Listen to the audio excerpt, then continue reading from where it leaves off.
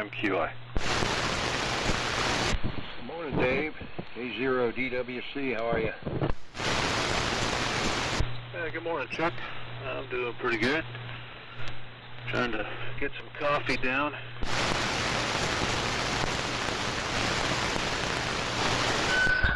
Good morning, Chuck. Good morning, Dave. And U6F. Good morning, Ron. Good morning, Ron. I have a feeling this first round might be a little rough, but we'll see if we can hammer through it with this time change. You guys are both coming in pretty good. Yeah, I may have to heat up the T3, but we'll try it using the BC654 with the afterburner. Well, you're pounding Livermore here. I'm on the TCS today. I'm on the ART. We all switched radios. All right, I'll stand by. And U6F. Rough first round. Yeah, nice double, but I got the gist of it there. You're on the ART-13, Chuck? Yeah, sorry I doubled. I don't know who I doubled with, but my apologies. It was just me, so that won't count. Well, you guys are coming in here very well into Dayton this morning, so good deal all the way around.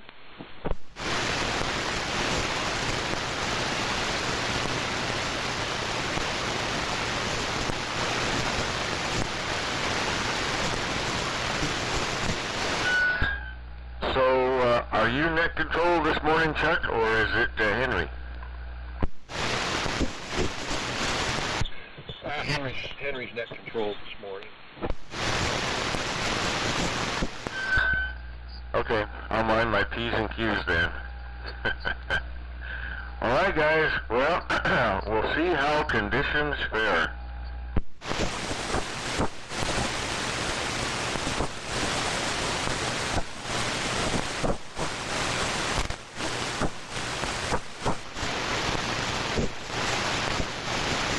Starting to hear some, I don't know if it's Chinese broadcast or what it is, but it's slowly starting to creep in here in Dayton anyway.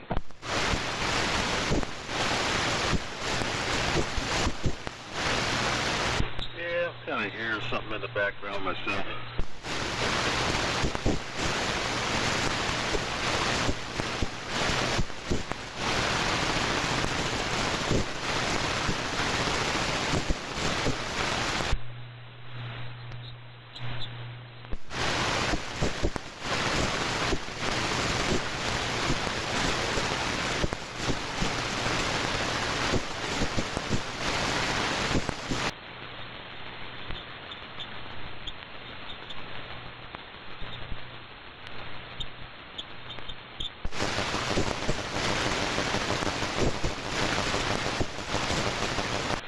WA60PE on frequency. Good morning, Tom, W6MQI. Good morning, Tom, K0DWC. Good morning, Tom, and U6F. Morning to all.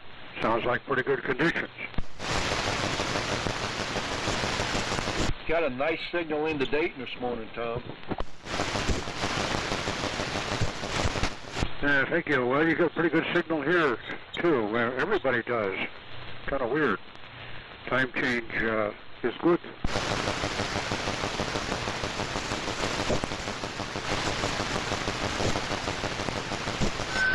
Okay, good deal, Tom. Well, it's your signal's rattling the speaker on the 654, so there you go. All right. Yeah, I heard that little foreign broadcast, but it looks like it must be off frequency quite a bit, because I don't even hear it that much on the broadband receiver here. All right, guys. Well, hope conditions keep up and U6F. What are you running, Ron? The BC654 on diamotor. Through an amplifier, right? Yeah, I'm up to 150 watts, yeah.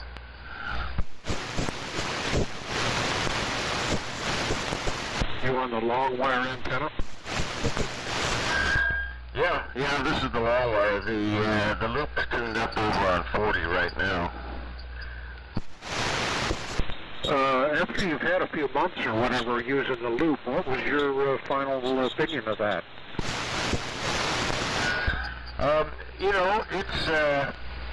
It's usually a little bit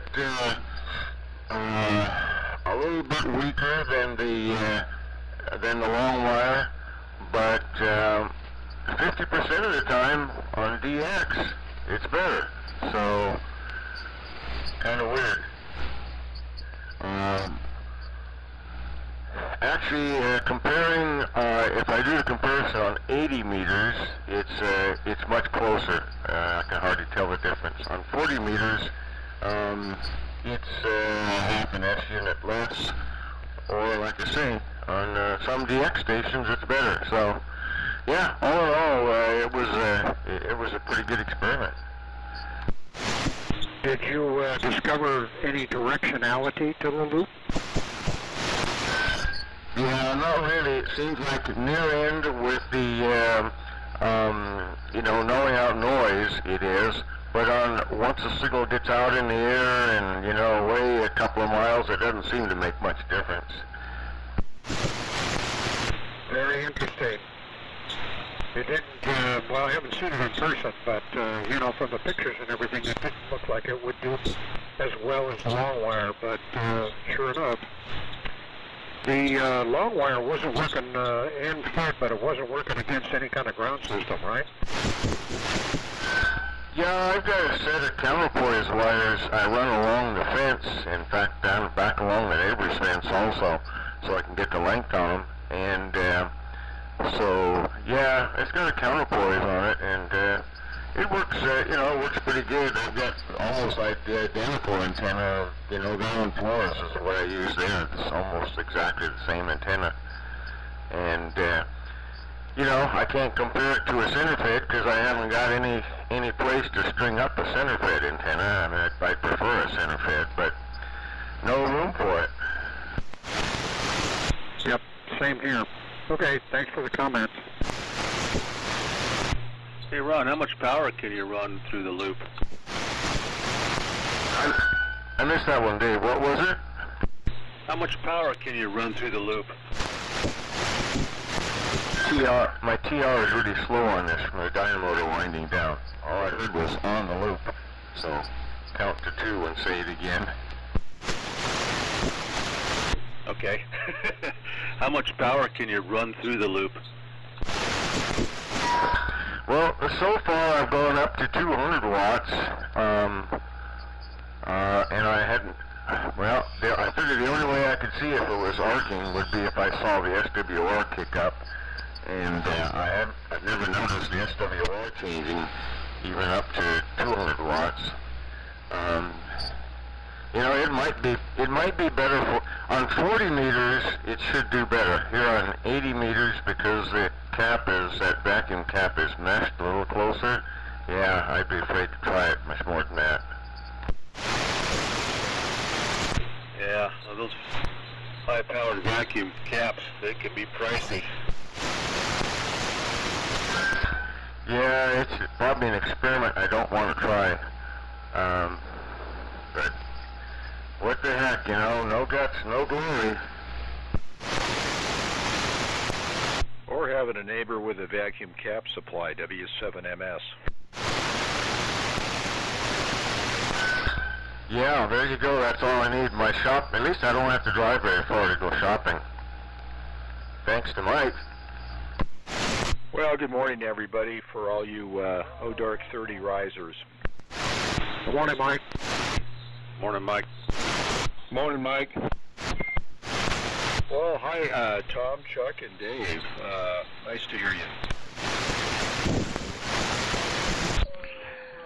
Well, it sounds like we have a quorum, so I guess I might as well get started here. WA7YBS. And Yeah, the first net with daylight savings time. All right, lots of people here. And this is the pre-net warm-up round where we get everybody checked in. And so far, in the order that I've heard Ron, NU6F. Morning, Ron. I've heard Tom, WA6OPE. Morning, Tom. Heard Dave, W6MQI. Morning, Dave. And I've heard Mike, W7MS. And so let's see if there's anybody else that wants to get on the list here. Number 5 is open. WA7YBS is net control today, so go ahead if you want to check in. K0DWC.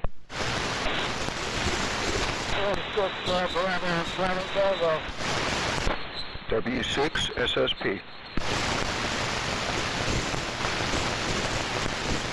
Okay, we got Chuck in the number 5 spot. Morning, Chuck. And the number 6 spot's Bill in 6BCT. Morning, Bill. And in the number 7 spot, Steve, W6SSP. Okay, everybody's Q5 so far, which is kind of a surprise, being as we're on an hour earlier. I kind of thought the propagation would be a little long, but it's not. So that's surprise. Let's see if there's anybody else. Number 8 is open if you want to check in to Vintage Military Net pre-net warm-up round. Number 8 is open. Check in now. Okay, well, I'm on the 32V3, 100 and something watts, 110 watts, and the receiver is our military connection. Of course, what I always run with the V3 is the Raycal RA-17L, British military, the Royal Army version. So that's our military connection. Antenna is a collinear array, 2 halfways in phase, and the microphone is a D104 with no amp, directly to the grid of the first audio amplifier on the 32V3. So let me run down the list real quick, and we'll get started. Number 1 is Ron, NU6F. Number 2 is Tom, WA6OPE. Number 3 is Dave, W6MQI. Number 4 is Mike, W7MS. Number 5 is Chuck, K0DWC. Number 6 is Bill, N6BCT. Number 7 is Steve, W6SSP. It's cloudy. It was 31 degrees this morning. So that's the weather rundown. Let's turn it over to Ron and see how it's going in Lemon Valley. And U6F, WA7YBS. Go ahead. Okay, good deal. Copy, like everyone's saying, copy really good on everybody. Hardly any, I can't even tell the difference between signals. Everybody's right up there. They're all just a little bit weaker than the rest. Anyhow, good deal. I'm running the BC654 this morning, dyno motor purring in the background, and running it through the 4CX250B amp to, actually I'm running 200 watts to the 170-foot long wire using the Electret mic. Okay. Pass it over to Richmond, WA6OPE, and U6F. Okay, thank you, Ron. NU6F, WA6OPE, Tom in beautiful Richmond. And with the World War II U.S. Navy setup, as usual, the boring setup, TCM transmitter and RBC receiver this morning. And the usual, mighty 65 watts. So, let's see here. Good signals from everybody. Not a hell of, my noise level is the usual, but everybody's way above the noise this morning, so conditions are pretty good. And so we will keep it moving and get everybody in line here. Over to Dave, W6MQI, WA6OPE. WA6OPE, W6MQI. Alrighty, Tom. Well, everybody's sounding good here. All stations are Q5. And we're on the TCS this morning. and with a D104 microphone, standard D104 microphone, but with a LM386 amplifier I put in the bass. And we're running we're on the sea trials of the Ten-Tech Titan 425 amplifier for 300 watts of carrier right now. So the tubes seem to be pretty strong in it, so I was happy. And my custom-made high voltage line with the 3D printed connectors works great. So it's all working. Let's hope there's no smoke. So over to Mike, W7MS, W6MQI. Well, thank you, Dave. W6MQI and the Sunday morning military net, W7MS, Mike in Reno. Good signals from all. A little side action from the People's Republic of China, but of no irritation factor at all. Everybody's sounding great. And this morning running, decided to revert back to something I've ignored, and that's the Zenith contract ART-13 for the U.S. Navy. And as promised last week, thank you, Steve, and all the comments about R390 products there that we are running the R390 non-A Motorola contract 1952. First seen visually in the 1970s at the station of W7LX here in Reno, as he had received it through the Mars program.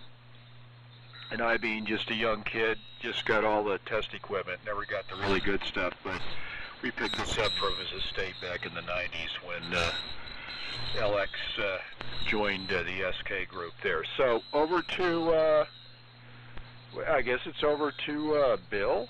I think well, let me see here. Well, you know, Henry, I stepped out of the room and I'm off on the rotation. My apologies. So I'm going to turn it back to you for direction. W7MS. Okay, Mike, sounds good. That goes over to Chuck. He's number 5, so K0DWC. Go ahead. Okay, Henry, thanks a lot. And good morning, Mike, Dave, Tom, Ron, Henry, Bill, and Steve. Yeah, I'm kind of surprised, too, that the conditions are pretty good. I was going to fire up the old R390A in the loop, but as I got to talking to Dave and Ron earlier and Tom, I thought, well, what the heck, I'll just go ahead and take a chance on the R45AR-R7, so I'm listening on that with an LS3, and I'm on the standard net control station this morning, anticipating possibly rough conditions, but ART-13 D104 microphone going into an inverted V, and that's the rundown here. So everybody's got good signals. I even heard Bill. Steve sounds good. Mike, you're pounding in. Dave, Tom, and Ron, Henry, everybody's pounding in really good. So we'll keep it moving, and we'll send it down to Bill, N6BCT in the group, K0DWC. Go ahead, Bill.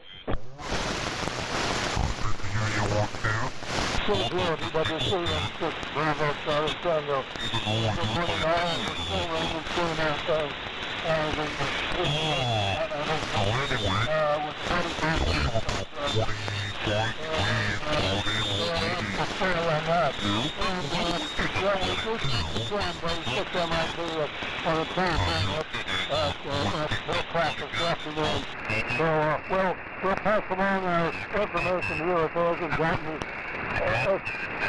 SDR, the software design radio receiver. That is in the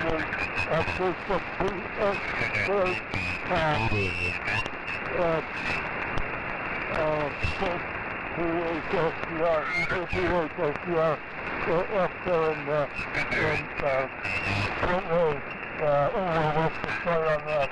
So going to it'll be just FSP and just I'll bring that again now. Okay, Bill, thank you very much. You're doing quite well with your 25 watts up here. This is Steve, just north of Santa Rosa, running the usual equipment. Collins 75A1 receiver and 32V1 transmitter, putting out a blazing 85 watts with a weak FTA tube. Into a dipole about 30 feet up, D104 unamplified microphone. Everybody's sounding very good today. Excellent conditions from everyone. Ron, your BC 650, I think I got that right. 654 sounds really good. Dave, congratulations on getting the amp going, and really cool about making your own high voltage connectors. Wow, that's cool. Good stuff. Anyway, everyone's sounding good, and so we'll send it back up to Henry. WA7YBS, W6SSP. Okay. Well, good copy on everybody. And let me do a tweak and peek. And, okay. Normally I can talk and tweak at the same time, so there we go. And, okay, everybody doing good? Good sir. You know, I was really surprised because I really did think that propagation was going to be a little bit long, you know, an hour earlier, but obviously not, so that's good.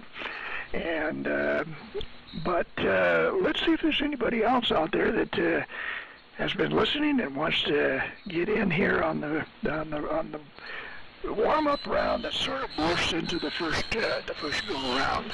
So number 8 is open if you want to check in the Vintage Military Radio Net. Go ahead and check in now. 6 Able, Uncle, 0. Okay, that's Bob, W6AQU, and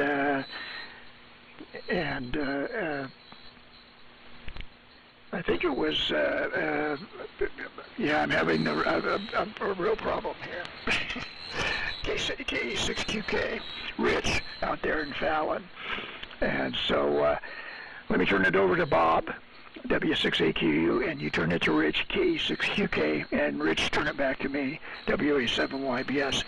Go ahead, Bob. Very good, thank you, Henry.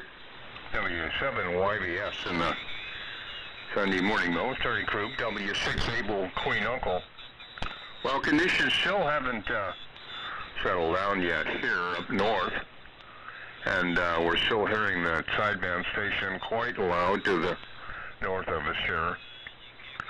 Been kind of clobbering up everybody, but I did pull all the call signs through. Wind is blowing lickety-split up here. As you remember, that took my antennas down here, what, 2 weeks ago. We got the antennas repaired. We got 2 antennas repaired anyhow. All right. I'll kick it right back to you, Henry. I think you said Rich was in there. WA7YBS, W6AQU. Yeah, okay, Bob. Yeah, go ahead, Rich. K6QK, WA7YBS.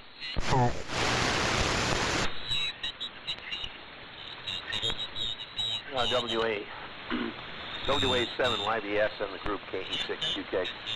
Okay, not having a good morning here. I'm running the DX100B, the bullet microphone, but on the MFED long wire. And yesterday I took out the Drake RA, put it back in the big ham shack, and got out the 75S1. I had that hooked up yesterday. I was hearing signals, but you know, after a long time, the 75S1, 60 years old, or 1960s, like new condition, but the receive has gone away. That's why I'm late.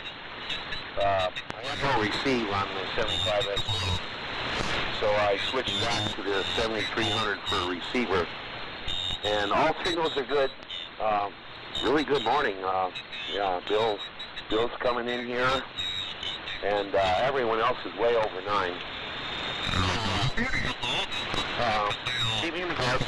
And I don't have the list yet, so I'm going to be listening. WA7YBS KE6QK. Okay, Rich, K6QK, WA7YBS, and very good. I'm still tweaking and peeking here. Okay. Yeah, Bob is you're really pounding in here, Bob. So, you know, long propagation, relatively long anyway, is still holding up, but I bet the QSB is either there or right around the corner anyway.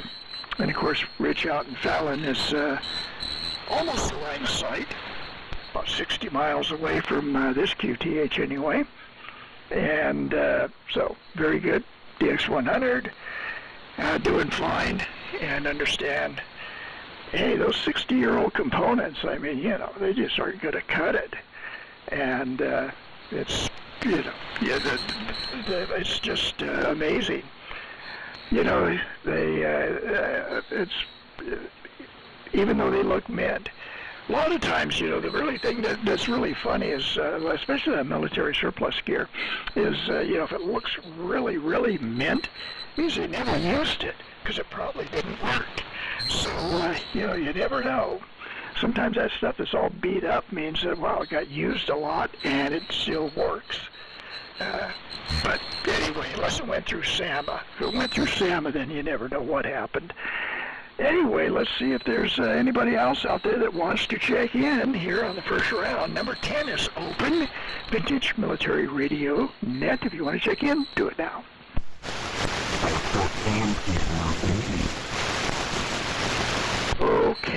Okay. Let me run down the list real quick for those that were taking notes, and then they'll know what the score is, and it only takes a minute to do this. Number 1 is Ron, NU6F. Number 2 is Tom, WA6OPE. Number 3 is Dave, W6MQI. Number 4 is Mike, W7MS. Number 5 is Chuck, K0DWC. Number 6 is Bill, N6BCT. Number 7 is Steve, W6SSP. Number 8 is Bob, W6AQU. And number 9 is Rich, KE6QK. And so, anyway, let's see. I already told the story there last week of the winds. Bob mentioned the wind damage he had, and about the anchoring of the counterweight system on the Corleone Array on the north end. There, pulled up the sagebrush I had the rope tied to. And luckily, the counterweight only fell about maybe 4 feet, and so the sagebrush got pulled up about 6 feet, and so it's still swinging around in the wind out there. The sagebrush is, but anyway, it hasn't really. The antenna dropped in height on that leg, maybe about 4 or 5 feet, so it really hasn't affected anything, and the rope is stuck. It's stuck in the tree, so I have to redo that one. But I'll wait till next weekend when it's supposed to be 70 degrees. With that, let's go ahead and get started on the second round. Up to Ron, NU6F. Go ahead. Okay, good deal. Well, still good copy on everybody. Where am I hearing the feedback? Oh.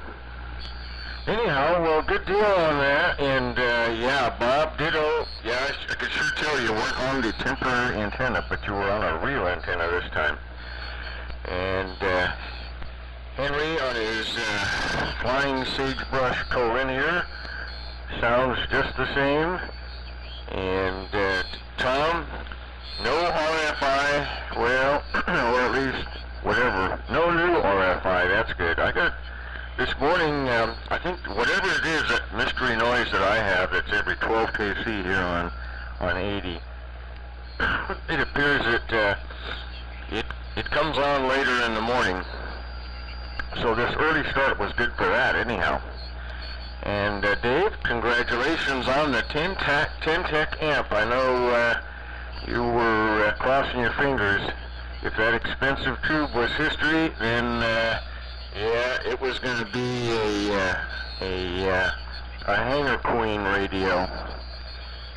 And Mike, back on the ART-13 Zenith contract.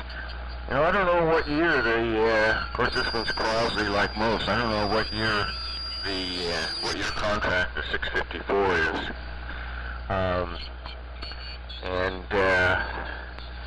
Bill, well, when you, at least the first go around, I don't think I've heard your signal that good here, so, whatever the path is, it's good for Half Moon Bay. And Steve, sounding good this way. Not sure if you've got, what other project you got going. I've got another project in the mail, bits and pieces of an MAB coming, so we'll see how that goes. And, Rich, okay on the 75 S1 and its premature demise. Well, you were looking for some bench time project rather than repeater projects anyhow. Okay, with that, down to Richmond, WA60PE, NU6F. NU6F, WA60PE. Very good, Ron. Yeah, BC654 contract numbers. Believe it or not, the early ones, 42, some of the data plates actually had a contract number on them, but it's really rare to find one. Most of them do not have a contract date on the data plate. And most of them, it appears to me, from my reading knowledge over the years, that most of them were made in 1943 and some in 44. But, and the total number is in dispute, but it was a lot. Somewhere around 50,000, I think. Anyway, great radio. I've had them for years and years, and had them on the air everywhere, and in the field, and hand crank generator in the field, and all kinds of fun. Loads of fun. And the receivers are broad as a barn, but really sensitive and nice and stable, especially on batteries. The vibrator power supply, that's another story, the PE104. Ay. Okay, let's see here. The big news here is I've kind of been reinvigorated a little bit, and I got going on an R390A and a Melco, which did not work, and I got it working and got into it, and then for some reason, I don't know what happened, anyway, I decided to get back on the TCZ, the Tango Charlie Zebra. That's a thing that's been sitting here mostly disassembled, the power supply. Mostly disassembled for about 10 years. And so I've got it all back together again, mostly.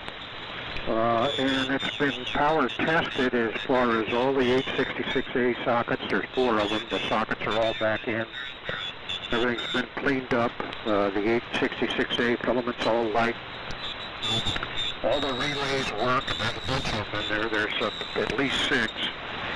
I think there's another one hiding someplace. But anyway, there's 6 relays. A couple of the relays are being used as contactors. Time delay. There's a motorized time delay. A whole bunch of stuff in there. And that's all back together and all sort of working. Have not energized the 2 high voltage transformers yet. There's a 400 volt supply and an 1100 volt supply. And the TCZ transmitter that goes with this power supply, and the primary power is 120 volts AC, is a TCZ, which is actually an ART-13 with a different data plate on it. And as far as I know, there's no difference between an ART-13, an ATC, or a TCZ. And I have a couple of examples of the TCZs. And never looked into the one I'm going to use. I've never looked into it at all, so it's going to be partially disassembled and cleaned up. Tube's got to be pulled out. It's dirty inside. So it's got to be cleaned up and put back together again and then put onto the power supply. And it has the old ATC shock mounts, the kind that kind of go in a shoe, that slide into a shoe on top of the power supply. And the rubber in the shock mounts is gone, completely, just nothing, crumbled to dust, as they say.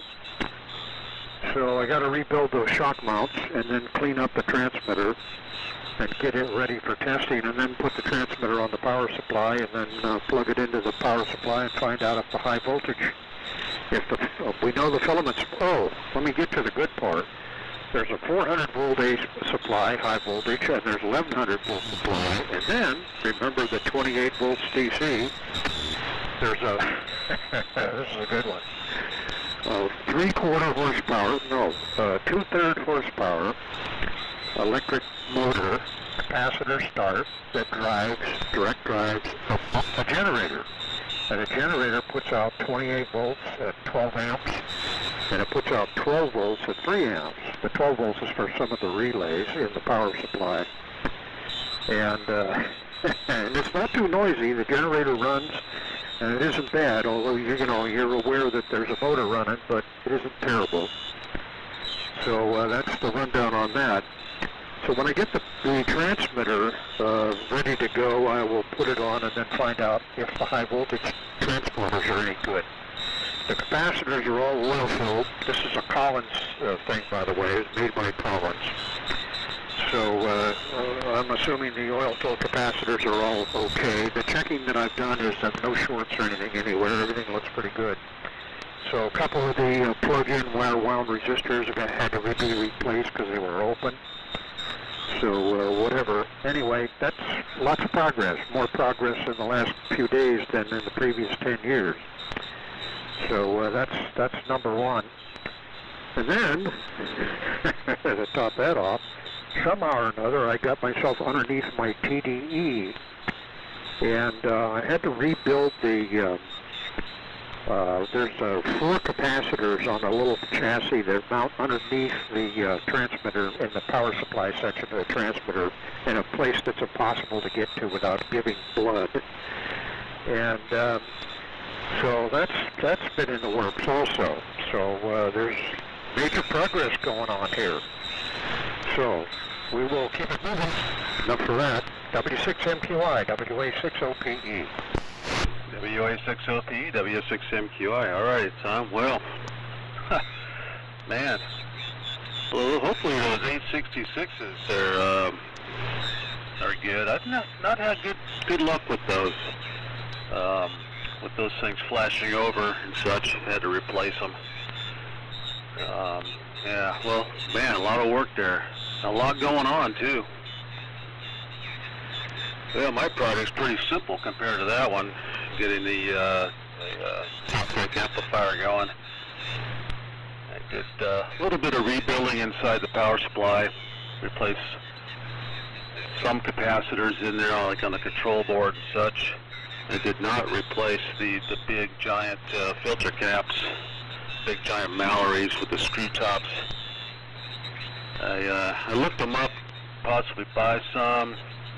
But they were like $53 a piece, so, I don't know, $350, $375 replace the caps, so figured I'd roll the dice. So far they're hanging in there. I think they're probably okay, but anyway, it's working, and again, my high voltage cable's working. What else? I think last week I mentioned the automatic antenna tuner wasn't working.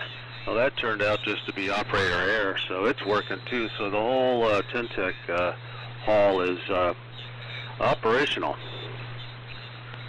And then I went ahead and made myself a 10-meter J-pole antenna with some homebrew 450 ohm ladder line, and got it hanging from the tower right now. And I was noticing that Bob said it's windy up there. There isn't a breath of wind. I can look out and see my J-pole hanging, and it's not doing nothing, just hanging there. Other than that, not any other projects. Been just cleaning the shack up, and my daughter is in Iceland right now, doing an internship there, and she's been sending all kinds of pictures and having the time of her life out there. So I wish I could be there with her. Unfortunately, it just didn't work out. I was going to try and go to Iceland with her, but it didn't work out. couldn't get my passport and all that stuff in time, and work-related issues. So I'm glad she's there. She's having fun. So, and good morning to Bob again, and to Rich. So over to Mike, W7MS, W6MQI. Well, thanks, Dave. W6MQI, W7MS, and yes, Henry, I did take notes. It's all in. I've got the rotation in official number 2 pencil here.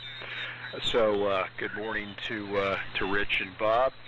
Good signals from everybody, and it's great to have good conditions, propagation-wise and adjacent frequency activity-wise. So yeah, W7MS, Mike and Reno again, to be repetitive.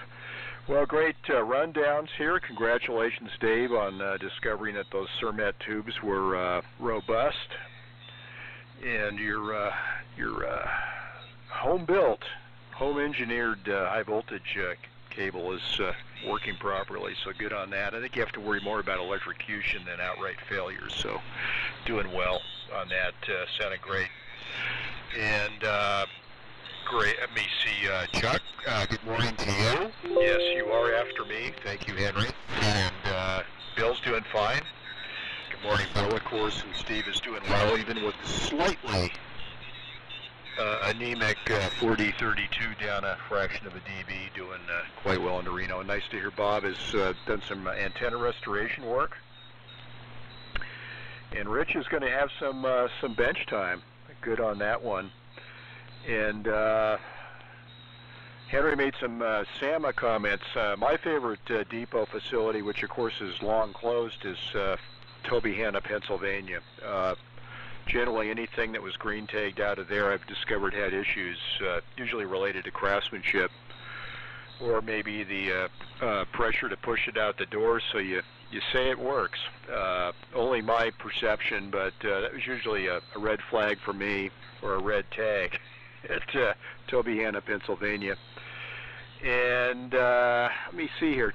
I'm just absolutely impressed with the 654 from up the street. Good job, Ron, and he's got that MAB in progress. So Tom may have some comments on that. I was chuckling with Ron about that might get Tom fired up to hear the MAB designator. And Tom, congratulations! I had such a level of motivation with the TCZ. Certainly a unique piece of equipment for the Navy.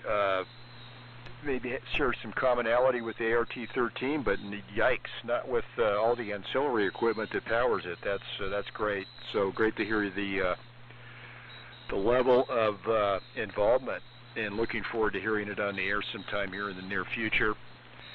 And let me see, projects here. Obtained a Tech Special L75 Drake amplifier, speaking of non-military equipment, with a fried band switch. So I've done this before, where you break out a drill, some 256 screws, Loctite, and repair the band switches. So go figure, but it's keeping me out of trouble, and it should work just fine. It's just about together, but it's also kind of interesting how I can spend 30 minutes on it and realize that it's still going to be here the next day. There's no we may have it actually fired up and working today if I go beyond the 30-minute work on the bench time standard that I've been using here the last couple days on it.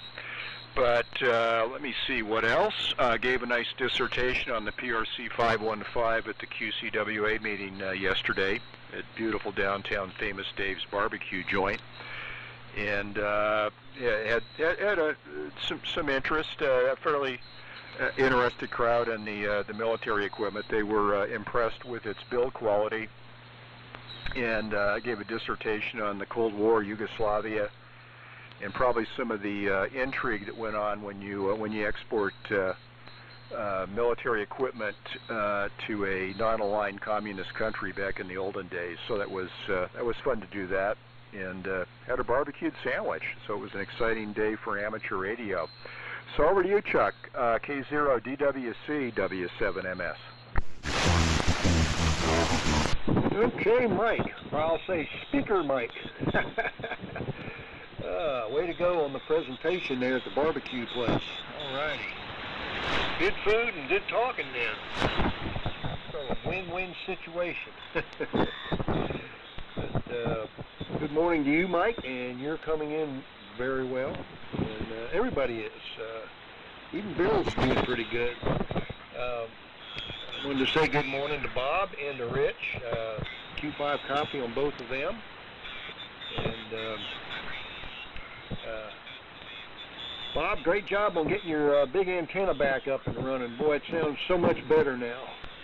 But I applaud you for what you did last week. You were weak last week running on a makeshift antenna, but you still hammered it out. So great job there as well. But you're sounding really good here this morning with the revamped antenna. And let's see, Tom, congratulations on the TCS project and I guess the TDE project. That's great to hear that. And I concur with Mike. I look forward to hearing you on these, hopefully in the near future. And I was wondering too, what you've been, or have you done anything with your RBB receiver that you used to run? I know you're running the RBC now, but I couldn't remember what happened to that. That's why I was kind of curious. But maybe you could give us an update on the RBB receiver that you have.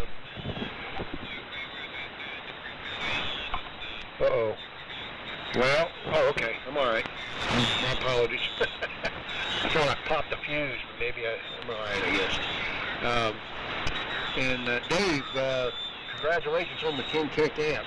Man, that thing sounds great. You're running 300 watts through that TCS. That's pretty cool. That might inspire me to run more power on mine. But anyway, project here, well, I'm still diddling with microphone stuff. I got one complete setup that I put together and have yet to test. And I want to wait till I get the other pieces from France, which they're in the States now, but I don't know when I'll get it. The stuff was in Queens, New York 3 or 4 days ago, so I'm thinking it'll probably be here this week. But just piecing some stuff together, and then I'm going to try a test just for the heck of it and see what happens with some of this stuff. And if it ends up sounding halfway decent, I might try to put them on the air one time when I'm not net control. But until then, I'm just going to finish out that project and go to another one. So anyway, that's what's going on here. Carl says hi to everybody, and I'll keep it going. So we'll send it over to Bill over Half Moon Bay in 6 BCT. Take her away, Bill.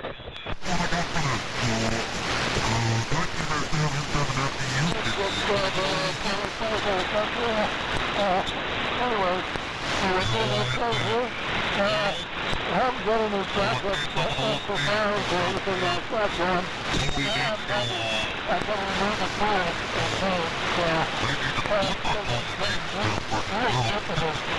Out of the question, and that's how I do it. Anyway, so that's the still here. I was not to be able to run more power, but I'm in a bit of training to go to equipment.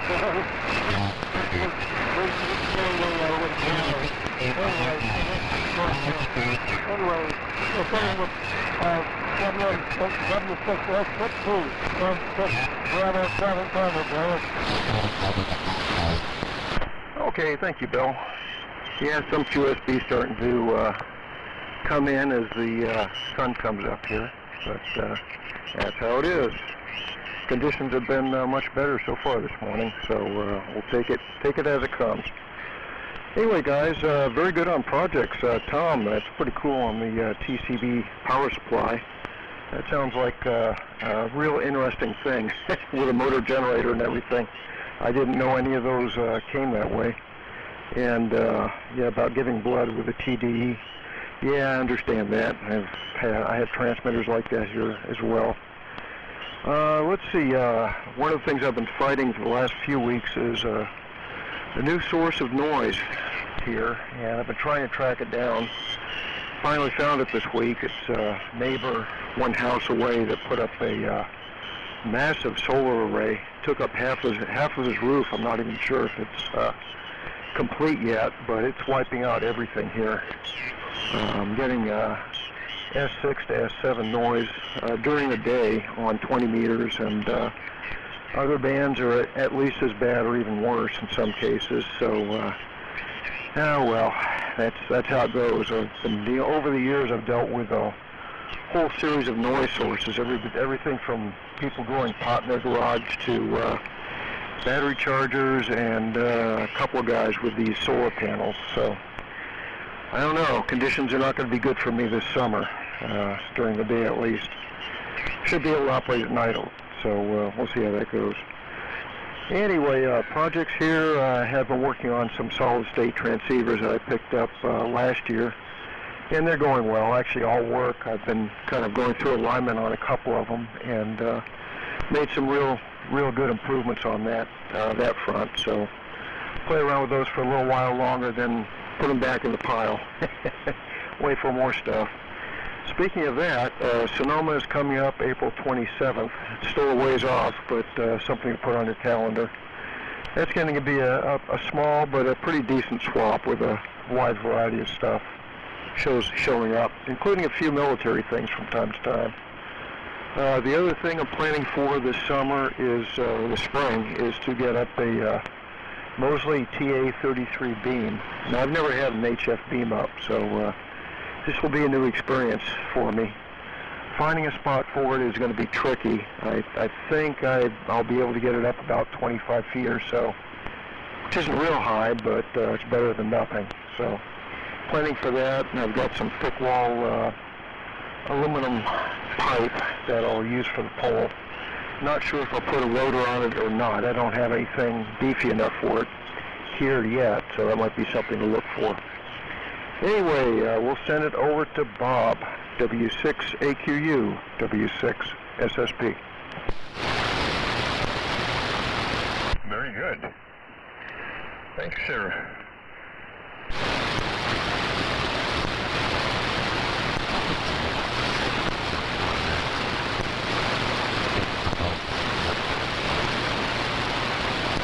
It didn't last long.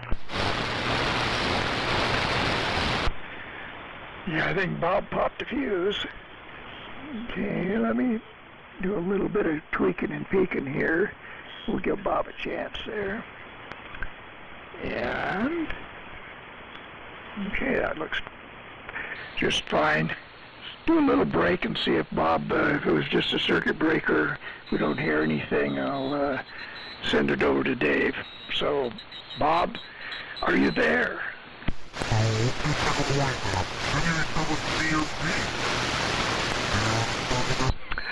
Rich, go ahead and take it. K6QK WA7YBS.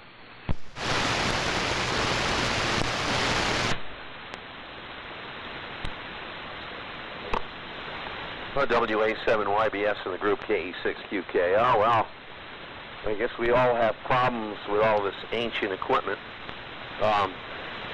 I got that 75 S1 out of the garage yesterday. I put the R8 back in the barn, got this out, and it was during the day. The thing was working on 40 and 20 and even 10 meters. So I just left it in standby with the filaments on. You couldn't hear anything in 75 meters in the middle of the day. I couldn't hear anything, so it wasn't tested on this band. Then this morning, I heard Henry come up very faintly. So the problem with the S1 here is on it's band delineated here. It's the 80-meter section. So I'll have to take a look at that down the road here. What's new? I'm having doldrum problems here. You heard the saga about the 9.7 repeater. I went up there, apparently, like ago Saturday, the big storm. I use a split site. I've got or collinear at 135 feet. And down at the bottom of the tower at 26 feet is a transmit antenna. You always want your receive high because your outstations are the weakest. And it was working fine. Apparently took on some ice. It was actually a ham antenna, a diamond. And I found the screw that holds the whole antenna into the base was sheared off, completely sheared off. The antenna tumbled over, ripped the threads on the thorax, and the antenna was laying on the ground. Now that's not a problem. I ordered a new antenna. The problem, I put that up probably 10 years ago when I was more physically fit. I climbed up there with my belt and shimmied out on a piece of steel and mounted it. At my age now, I'm scared to death. I don't think I can do it. So I'm trying to work out other ways. I have some riggers that are going to come up next week. Hopefully I can get help with that. And other projects. The problem with the microphones, as you guys know, you got many different rigs. They all have a different connector on. I have two D104s that I have to put connectors on, and I have to dedicate them specifically to a transmitter because I hate to just keep changing mic connectors. And okay, on the solar arrays, I had that problem at Field Day. A few years ago, a young man brought up a mobile wagon with a big solar panel on to run the Field Day, and boy, the young beginning hams are saying, Rich, what's wrong with our radio? You know, and I'm going, what? A lot of noise. I said, okay, shut off the solar array.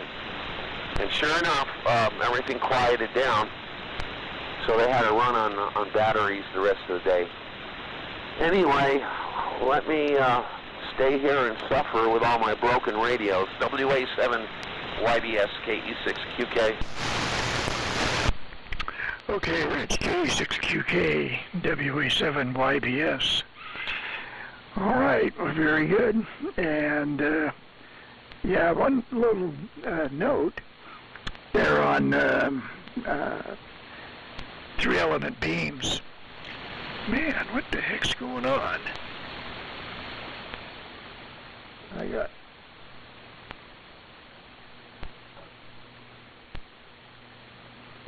Well, that's kind of weird. But everything on the scope looks okay. And yeah, antennas, what can you do? Anyway, on 3-element beams, I had a classic 33, and we just, kind of pretty much like the TA-33, and I thought it was a really great antenna, and I ended up selling it to W7IND, and he used that antenna for years. A little bit south of Carson City, and he had it lashed to a ladder, and I think it was like about maybe an 8-foot step ladder, wooden one, and he used it for years that way, and he said it worked great. So I guess at 25 feet, that's actually a luxury, and so that's pretty good. On the TCZ, I got to see one up close. Belonged to Chuck McClurg, N7UVZ in Carson City, and that one was a DC operated, I think it was 115 volts DC operated. It had 2 dynamotors inside the pedestal, power supply pedestal, and and the interesting thing about that TCZ is that it was light gray color, and it looked like it had gone through some sort of mill rework where they repainted it and re-stenciled it and everything, and it was really not too bad looking, and it was complete. Chuck had the long wave loading coil, the antenna tuner, CU32 I think it was, and it was gray also, that light gray color. So it ended up Paul N6FEG bought it. So that's where that ended up. But that's the TCZ that I got to see up close, and they are pretty cool. So let's see. Let's go ahead and do the 73 round. But before we do that, let me check and see if Bob is back. W6AQU, are you there? Yes, I am. Thank you, Henry. WA7 YBS. W6 Able, Queen Uncle. Yeah, it's crystal set, cat's whisker, all that stuff. But I'm back. Go ahead. Okay. We'll go ahead and make a transmission there and turn it back to me, and then we'll do the 73 round and get you in the rotation again that way. So make a transmission and turn it back to me, WA7 YBS. Go ahead, Bob. A6BXY. Go ahead, get Vern in here, then I'll come back. Vern, K6VXY, go ahead and make a transmission. Turn it back to me, WA7YBS. Go ahead, Vern. No, I've been daylight savings time attacked and also big time. And also, I'm running bowling 30 watts. I just want to make this quick. I woke up a little bit ago. I'm sorry about being late, but I'm not good at daylight savings time. So I'll say hello to everybody, and then you can put me in toward the end of the rotation. But I'll say good morning to everyone, and I'm running about 30 watts here. But our antennas got really attacked, a couple of them by the squirrels, big time. So hopefully you can hear me. Your signals are coming in, not quite as strong as they used to be. This K6VXY Groveland, California. Running, not running the SP200. I got to do something with that and get everything tuned up and work with my antenna this next week. The handle is Vern, and running the ICOM here with my 80-meter antenna, which has been pretty attacked. They hit my 2-meter antenna. They hit everything. The way it was cut, I would almost suspect that someone cut it with a knife. Boy, it was bad. So thanks for letting me in, Henry. Sorry I'm late. For me, it's early. It's 7:11 on my clock, but it's really 8:11. So I'll go back to net here and let you guys carry on and say hello to everybody, and I'll try and get up next week. Man, this is rough. Back to you, Henry. Thanks for letting me in. Okay, Vern. K6VXY, WA7YBS. Okay, yeah, I don't even have a clock in here in the Radio Shack. So hey, let's go ahead and get Bob there to make a transmission. Then turn it back to me, Bob. W6AQU. Go ahead. Thanks, Henry. WA7YBS. W6 Able Queen Uncle. Very good. Well, a few comments. I'll keep it going here. OPE was talking about TDZ. Yeah, the only thing on that was the nameplate was Bureau Ships. I think mine may have gone to Brad sometime back on a trade or something. But yeah, an ART-13 with a different tag. MQI Iceland. Well, that'd been a fun place to go. You know, so that did not work out. MS, talking about the 654s. I had a 659. That was my first mobile rig. I think I was telling Tom about that. I had a Monterey Ford, and I had a 659 sitting on the front seat. Clip lead going out the window. It worked around town on 10 meters. Yeah, Chuck, we're not going to get away from this wind. It's howling out there now.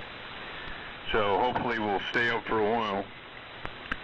And Bill, I just couldn't copy you with that sidewinder up on 7-8, just wiping you out completely. And Steve, I'm sorry to hear about your next door neighbor with solar panels. And those converter things are going to be noisy. That could just ruin your life. I don't know what you're going to be able to do about that. Well, I guess that's it for me. I'm looking out the window and the trees are moving like crazy, so I really expect more antennas to come down. So, back to Henry. WA7 YBS. W6 Able Queen Uncle on a single 3500Z.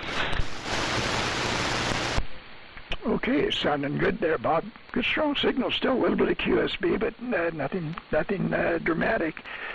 And okay, well, yeah, I didn't say anything about the solar panels there because that's, I don't know.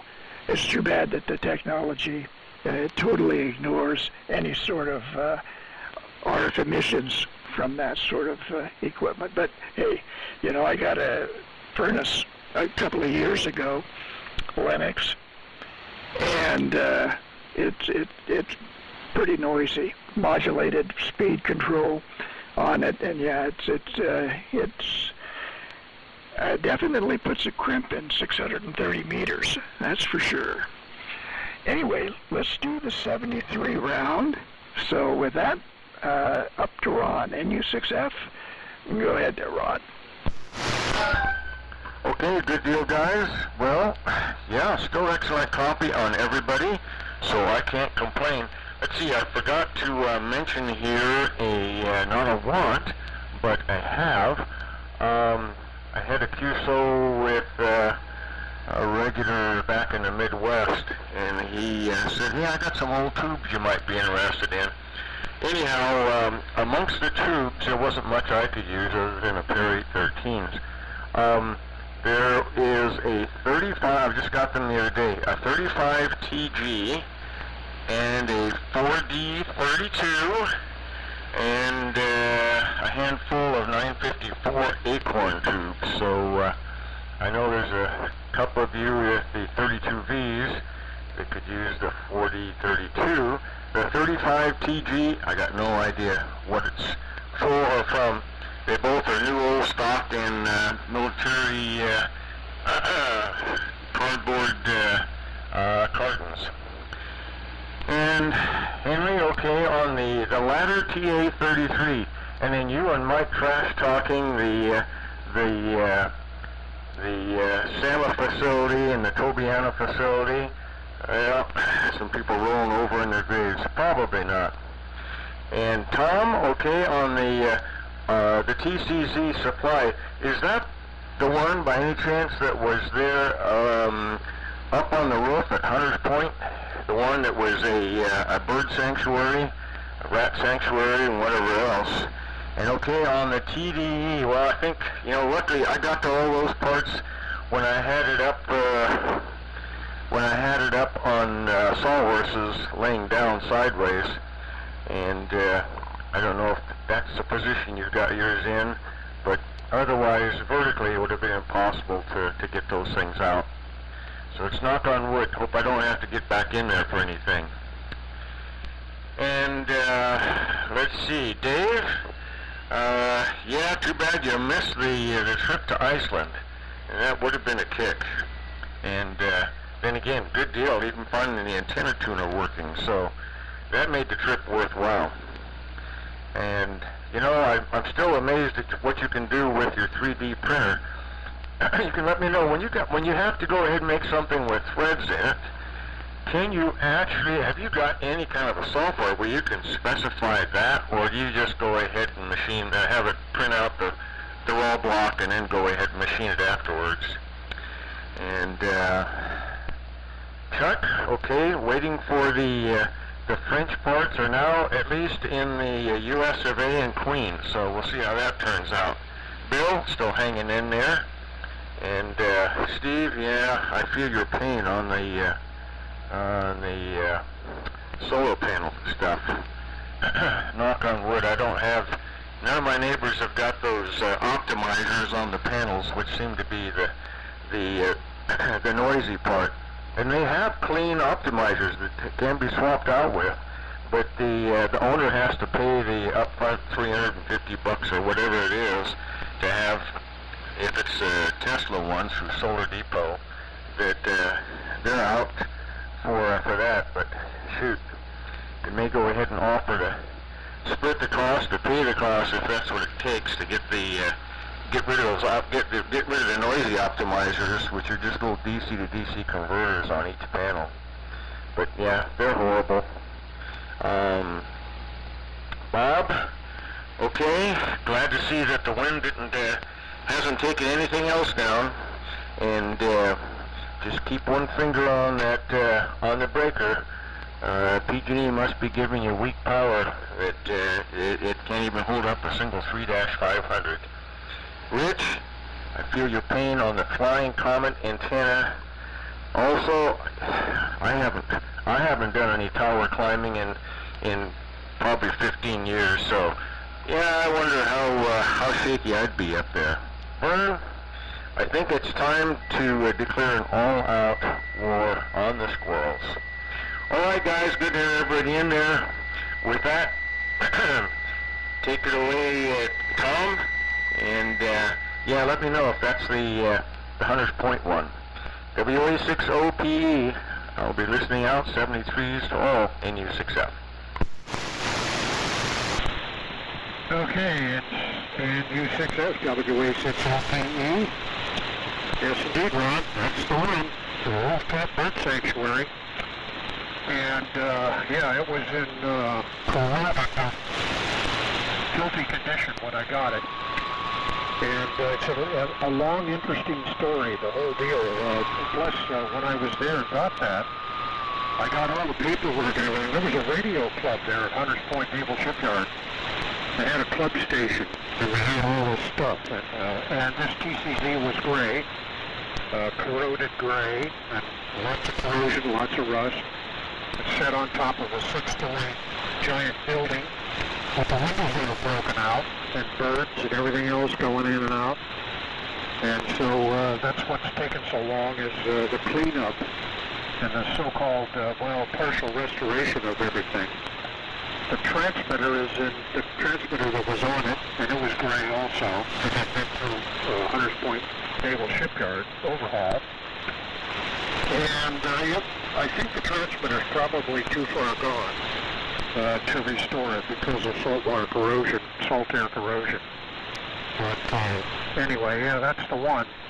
In fact, I left behind a BC610E because it was so far gone, and a BC614 speed jam, and a TDQ, and a bunch of stuff, but it was all in such terrible condition that I just left it behind. Plus, getting it off that roof, 7 stories up, with no elevators, no nothing, had to come down over a bunch of steel stairways. And this TCZ with the transmitter to power supply is about 350 pounds. So, no easy task, but as soon as I saw it, I knew what it was, and I said to myself, boy, that is a rare bird. And if it's possible to save it, I'm going to save it, so I did. And I went black to black, so it's black now. And the TCZ transmitter that I have to go with it, it's black. So the whole thing now has been, I redid, the panels were all rusty, so I had to sand them all down and clean them all up and blast a couple of them. Had them blasted. And to get rid of the rust, and then primer them, and then went with that VHT black wrinkle paint, which came out really nice. So the power supply now is black, and the transmitter will be black too. So that's the story. But yeah, really interesting stuff about that. And all the paperwork that I got, I formed that club in 1948, and the Navy was still, running it, and most of the members worked there at the Hunters Point Naval Shipyard. So they had this radio club, and all these lists of names, and bylaws and all the requirements that the Navy put on them to have this club, and you had to be an employee of the shipyard in order to get in to go to the club, and on and on and on. Anyway, it's kind of an interesting story. So, yes, well, I think it was well worth saving. We still don't know. We'll find out. It's Collins, and the transformers are all seal transformers with the Chicago Transformer Company, Collins used. So I'm hoping that all the transformers are okay. And we've been sitting in a severe environment for 40 years or more. So we shall see. Anyway, yeah, conditions are deteriorating. Bob, I could barely hear you on the last transmission. I could put a few words here and there, but it's in my noise level. And anyway, good morning to Vern. Those squirrels, they're going to get you, Vern. And they have razor-sharp teeth. Very easy to cut through wires and stuff if they have a mind to. They've been letting you slide for a while, but now, now it's over. Have fun. 73, everybody. And let's see, what was I going to comment on? One other thing I was going to say something about. Oh, Mike, yeah, good deal with the QCWA meat and barbecue sandwich. Got to hear more about that place. So anyway, 73, everybody. Here comes Dave. W6MQI, WA60PE. WA60PE, W6MQI. Alrighty. Well, Tom, let's see, you sanded everything down, painted it black. I'd be curious to see how you dealt with the stenciling to put the nomenclature and stuff back on, the transmitter and such. I have some ideas on how to do that, but I haven't tried it yet. I'm curious how you went about doing that. And yeah, squirrels. Trying to figure out why a squirrel would go after an antenna. I got a lot of squirrels around here, and they don't seem to. I guess my antennas aren't tasty enough. They don't seem to bother them. Ron, on 3D printing threads. I do it in CAD software. I use Fusion 360 software, and there's a thread tool in there. So if you want a 1/2" 13 internal thread, you make a 1/2" hole, and then you use the thread tool, and the software's smart enough to understand, okay, that's a 1/2" hole. Here's your options of different internal threads, everything from, you know, standard ANSI thread, metric threads, Acme, whatever it is that might fit in that hole, it'll model it. And then once you've designed and drawn your part on the CAD software, you export it as an STL file, stereo lithography file, and that goes into a slicer piece of software. And the slicer, you can manipulate the part a little bit, do different things, and that the slicer software generates the G code that the printer can understand to print the part. So it's kind of a several-step process, and there are lots of steps in between that things can go wrong. So it's definitely a learning process. Actually, the printing's kind of the easier part. The CAD software is the hard part. Learning how to use it has taken me a long time. Luckily, there are lots of videos on YouTube. So anytime I think of something, okay, how do I do threads? You can find a YouTube video of somebody, multiple videos, in fact, on how to put threads in internally or externally, or how to make custom threads that aren't in the threading tool. So, yep, it's fun to do. It's fun to do. It can be frustrating at times, but fun. And tower climb. Excuse me, tower climbing. I got a 40-foot tower here, and I still climb it at 65.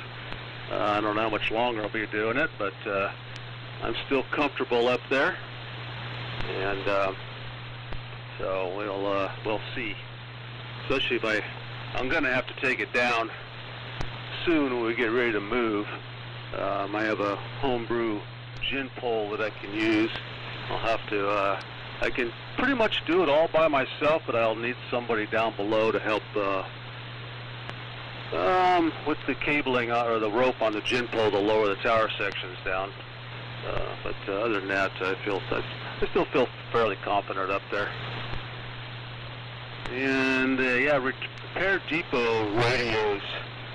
A friend of mine was telling me when he was in the Navy, you know, they would send R390s and stuff out for repairs or you know, basic checkup, and they would put pieces of tape like on the case, and it would come back from the depot, and nothing had been changed. Yet the tag said, "Yeah, an operating order." So I don't know what they did. Just turned it on. Okay, it lights up. It's good to go. They never really checked anything inside, but they got to the point where instead of centered it in, they just get a new one. They throw the old one overboard into the ocean and grab a new one. But anyway, 73 everybody, and we'll talk to you guys next week. So over to Mike, W7MS, W6MQI. Well, thanks, Dave. W6MQI, W7MS. Well, great on the explanation of 3D printing and the software sequences there. And the admission that no, you don't have a PhD, that you have to go back to YouTube University. That's a good, honest response. And enjoyed the story on the Navy's version of taking care of depot repair issues. I've heard the same story from somebody who was on an aircraft carrier. They just toss it over the side, get a new one. It's so while they're looking for Amelia Earhart's airplane, they're probably going to see much naval communications equipment, you know, maybe some aircraft, anything applicable to the U.S. Navy and also foreign navies on the bottom of the ocean. So, yeah, certainly an expedient way to achieve success. And I wanted to comment on Iceland. I had a coworker that went to Iceland, and he had a heck of a good time, but he said, boy, they sure like to drink. So, you know, no communications here between you and your daughter, but we'll find out if a chaperone was necessary for the Icelandic adventure. But good on her. What a good opportunity at such a young age to see the world. And Bob, let's keep an eye on the antennas. And good morning to Vern. I'm totally aghast at the squirrel report, but I think it's time to raise the white flag. And just like our own government, when we lose a war, you claim you've won it and reach some type of mutual accord with the squirrels. Maybe a good feeder at ground level. They're probably hoping. I think you're being held hostage for some type of resolution on that, but I don't know what to say. I think it's you know, the light's at the end of the tunnel. I'm sure you're going to succeed in your either in your negotiations or possibly on the battlefield with those squirrels there in beautiful downtown Pine Mountain Lake. And Rich, right on tower climbing and other questions, I still feel relatively comfortable, but you know, what's 40 feet? I don't know if I'd be good for 300 feet. But that's being young and dumb. I don't know if it's necessarily a physical, more of a mental limitation. But and then you always hear these horror stories about 80-year-old hams who succumb to SK status by a tower accident. It's always in the back of your mind. But fine on that. Taking a few notes here, but we'll say 73s. Thanks, Henry, for running the list. And my number 2 pencil has been well used here taking notes. So over to Chuck. And we haven't gotten the breakfast report, I don't believe, but maybe that's you know, it's on the menu. K0DWC W7MS 73s. Okay, Mike. Excuse me. W7MS K0DWC.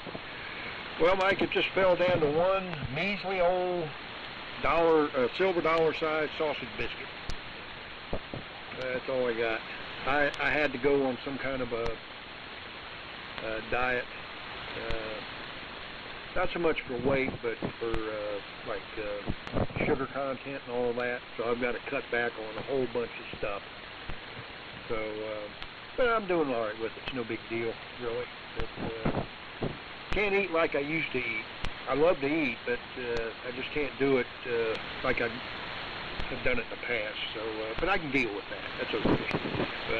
But that's the breakfast report. But anyway, good morning to Vern. Hey, Vern, better late than never, my friend. Good to have you with us this morning. And you're doing pretty good with your 30 watts, so not a problem here in Dayton anyway. So good to hear you. And I'll. Oh, Dave, I wanted to mention too about your daughter in Iceland too. That's I agree with Mike. I think that's a great opportunity for her, internship and all of that. And it's a shame that you couldn't go with her, but you know, definitely understand, you know, work-related deal, and you know, getting a passport's not the quickest thing in the world, but that's okay. Maybe you can do it again later with her, you know. But hope she has a good, safe trip and gets back safely. So good deal there. And everybody's continuing to come in really well. Glad to have Bob back there with his antenna, with his good antenna fixed. And Bob, watch out for the wind. I hope you don't have any more antenna damage. So anyway, thanks guys for being there.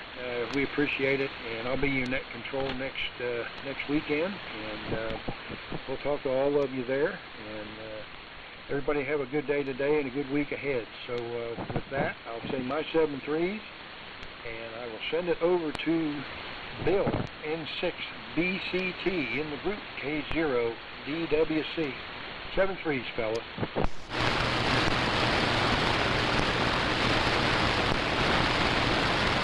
DWC and 6 Bravo, Bravo. Yeah, this guy was 56, Ron Powell, and Bravo, and he's got donated by the wind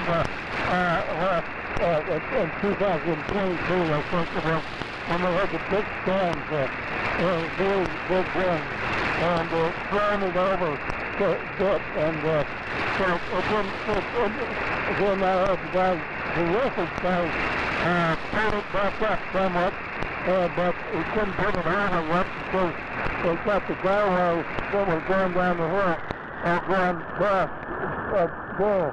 I have a solar system here, and I haven't really tried to on what a brilliant gyro that thing. I haven't seen whether my system messes me up. I don't know. I haven't tried that. That's going to be an interesting project here. Anyway, so that's the story there. So, WSSP. Yeah, that's what I talked about. I've heard the ground that was going on to. That's too crap to talk to you instead of so that's what's going on. Anyway, WSSP and stuff. Well, that's why it was going to be well. It's just a lot. Okay, Bill, 73. Yeah, North Florida's coming a little up now that the sun's coming out, so here we go. Darn it. You know, part of the problem with the solar arrays that people put on their house is I think the solar panels actually act as an antenna, and the car builders created an inspection test the charger, and the converter actually gets radiated up by the solar panels. I don't know for sure, but it sure seems that way. Anyway, a few comments. Henry, I read your updated version of the NC 173 and 183 article. Very, very well done.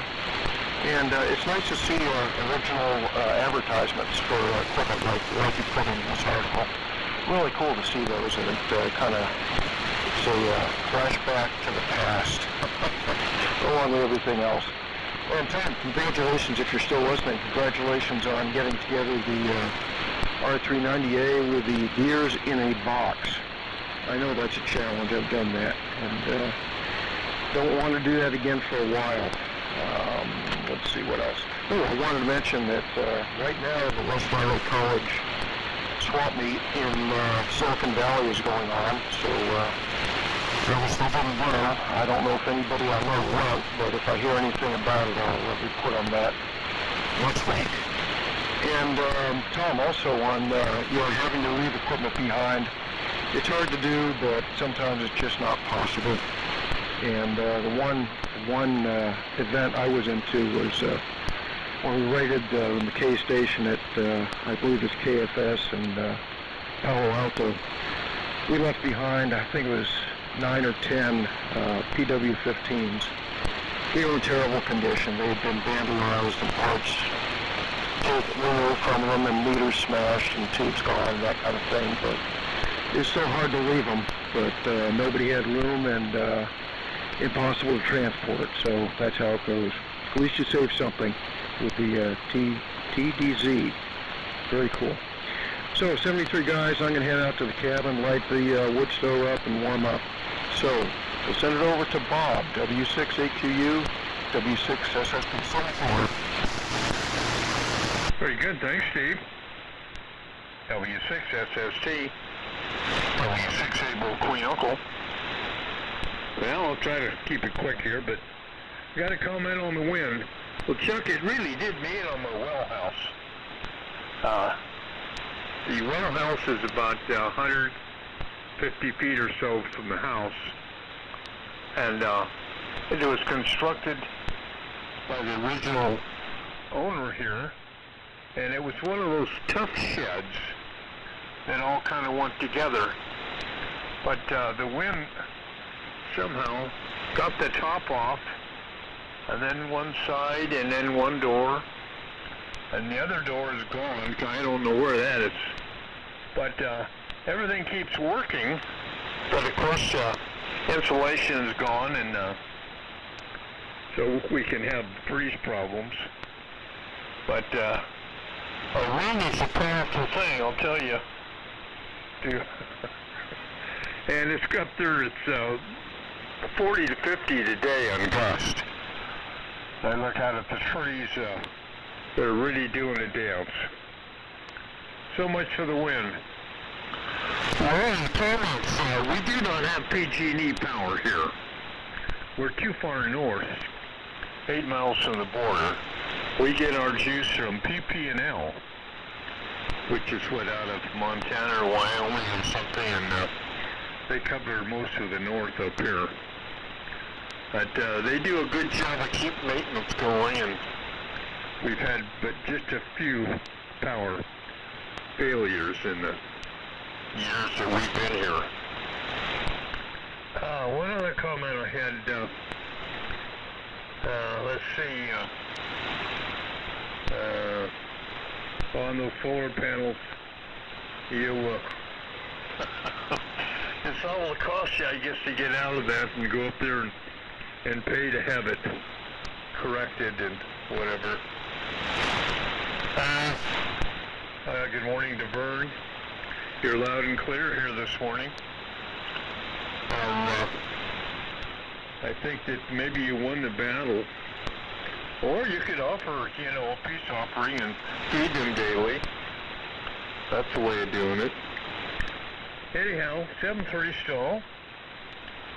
Over there to somewhere near Fallon. K6TK.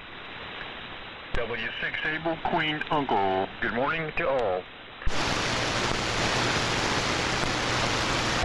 I guess it was turned over to me as K6VXY. MFJ tuner here. I'm running more like 35 watts carrier. Hard to believe this thing is only supposed to put out 25% on AM of its real power, which is 100 watts. So, and I'm running it at 90%. So, I don't know. You guys all came in fine. I have an idea for setting up the antenna here in the next week.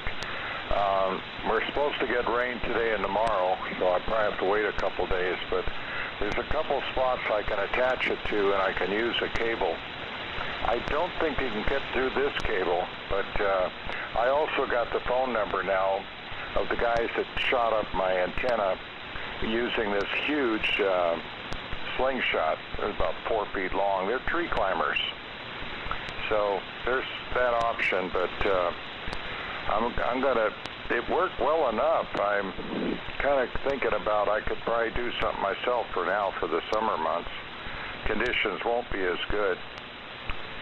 And, but you all came in good, anywhere from S9 to 10 over. I think it was 20 over before, but I think there's enough power that you guys are running or whatever, or conditions that I can hear 100%, all of you. Thanks for letting me in, and I'll do my very, very best. I'll have a week to adjust to get here on time next week. It wasn't that long ago. I was check-in number 1. When was it? That was, let's see, 1, Virginia 6F. I guess it was probably sometime in, I see it was here. It was a shock. I save all these log things here. Was it in January? Let's see, January 7th, 4, 3, 1, 2. That was number 3 in early January. But there was one time I hit number 1. That was weird. And I don't have, that's in my other stack of paper. Must have been November. Okay, 73 is all, and thanks for running the net, Henry. You're one of the stronger signals as usual. And interesting, West Valley Radio Club swapped me. I used to be a member of that, but think about it, that was a long time ago. That's before I moved to Dublin when we lived in San Jose. And that's when I got into 10 meters. I was running a lot of 10 meters at that time, the old 1010, which is still around. I still get their quarterly newsletter. And 10 meters is active, but right now my antenna won't do 10 very well because of the way it's set up. It's sort of like one half of it. I got a three-way thing. They leave this tree alone that's way at the upper end of my lawn, so I got that tied to the insulator in the middle. So I was able to pull on that, and then the upper end drops to 20 feet off the ground from 30 and then goes back up to 30 because it got caught on a tree branch. So I'm okay for now. 73's all. And back to you, Henry, WA7YBS. Good morning to everybody. I heard you. I'm going to run the names real quick. Bob, and Ron, and Tom, and Dave, and Mike, and Chuck, and Bill, and Steve. 73's all. This K6VXY over to Henry, WA7YBS. Thanks again for that QSL card, K6VXY. Okay, Vern. Let's pick up Rich. KE6QK. Are you still there, Rich? Go ahead and make your transmission. Turn it back to me. WA7YBS. Go ahead. Yeah, okay. I was dragging back to see what Vern would do there. I guess I did the right thing. Yeah, the signals are starting to fade now. We got to get out of here. Really enjoyed it again. 73's to all. Really amazing to listen to you, Dave, on the 3D printing. Very, very interesting. I like to look at that sometime. As far as the 75S1, as soon as I pull the switch here, I'm going to go back where I was yesterday and see if the front end here is working on 40 and 20 like it was yesterday. I didn't have a clue that it wasn't going to work on 75 meters. Like I said, I had it on all day. It even worked on 10 meters. So there's something wrong with the pre-selector on the 75 meter position. Okay, on the towers, yeah, I haven't climbed. My back is so bad when I get in my harness. I'm in pain within 5 minutes, and I'm concentrating more on the pain instead of the job I'm doing.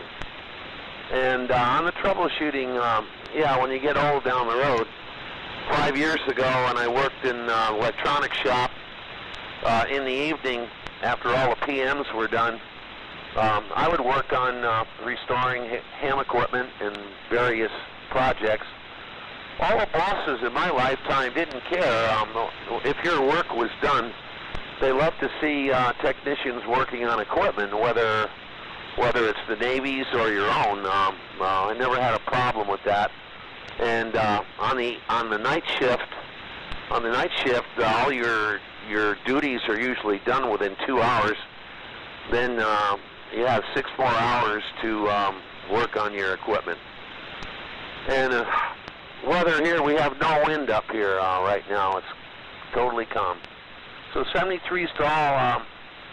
I'm going to probably end up putting a note on this radio. I have too many of them broken. I can't jump from one to the other. And I have one good Tektronix scope and a piece of junk signal generator. Trying to get 100 millivolts to align these things is tough. When I worked in the shop, it was easy. 73s, thank you. WA7YBS, KE6QK. Okay, Rich. And 73. And 73 to all of, everybody who's been on the net. And I want to thank everybody for checking in. And it's appreciated. Hope to hear everybody back next weekend. As Chuck mentioned, he'll be net control. So with that, I will close the Vintage Military Radio Net and say 73 to all. WA7YBS, and I'll be signed. 73.